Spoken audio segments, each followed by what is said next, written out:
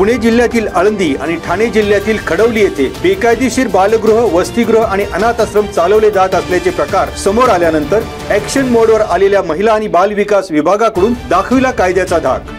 बालन्याय अधिनियम 2015 आणि सुधारित अधिनियम 2021 तसेच महाराष्ट्र राज्य बालन्याय नियम 2018 मधील तरतुदींचे उल्लंघन करणाऱ्यावर कायद्याचा बडगा। या कायद्यानुसार मान्यता आणि नोंदणी प्रमाणपत्र नसलेल्या संस्था चालवणाऱ्या व्यक्तीस 1 वर्षाचा कारावास आणि 1 लाख रुपये किंवा त्याहून अधिक दंडाची तरतूद। नागरिकांनी आपल्या परिसरात अनधिकृत बालसंस्था सुरू असल्यास जिल्हा महिला आणि बाल विकास अधिकारी किंवा चाइल्ड हेल्पलाईन टोल फ्री क्रमांक 1098 तसेच 020 26 13 68 71 अथवा खालील स्क्रीनवर दिलेल्या ईमेलवर संपर्क साधावा। महिला आणि बाल विकास अधिकारी मनीषा बिरारीस यांचे आवाहन।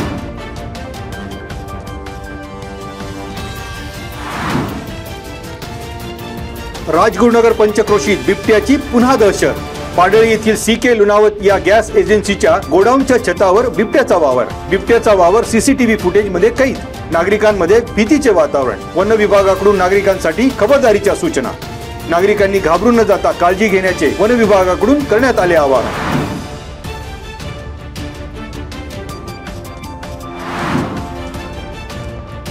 पावसाच्या सरीवर सरी। पुणे जिल्ह्यासाठी गुरुवारी सायंकाळी हवामान विभागाने वर्तविला येलो अलर्ट। पुढील 24 तासात कोल्हापूर, मुंबई उपनगर, नाशिक, पालघर, पुणे, रायगड, रत्नागिरी, सातारा, सिंधुदुर्ग, ठाणे इथे काही ठिकाणी मुसळधार पाऊस पडण्याची शक्यता। नागरिकांनी सतर्क राहण्याच्या हवामान विभागाकडून सूचना।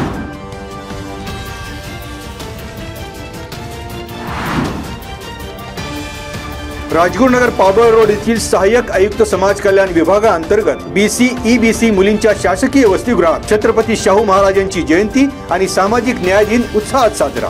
संविधान जनजागृती प्रभात फेरी आणि समता दिंडी। सामाजिक न्याय दिनी संविधान प्रास्ताविकेचे वाटप करत घर घर संविधान कार्यक्रम। शासकीय वसतिगृहामार्फत आयोजित रॅलीत गृहपाल, विद्यार्थिनी आणि सर्व कर्मचाऱ्यांचा सहभाग।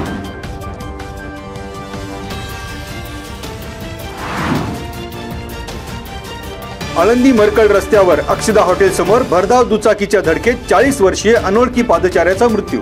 आळंदी येथील किरण भगत लांडे हा दुचाकीस्वार गंभीर जखमी। आळंदी पोलीस ठाण्यात गुन्हा दाखल।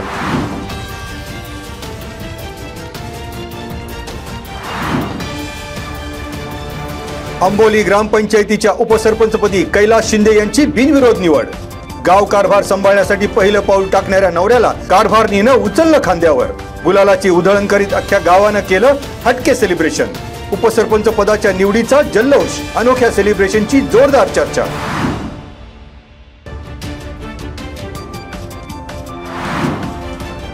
आता घेऊयात मागील 24 तासांमधील मंडलनिहाय पावसाची नोंद।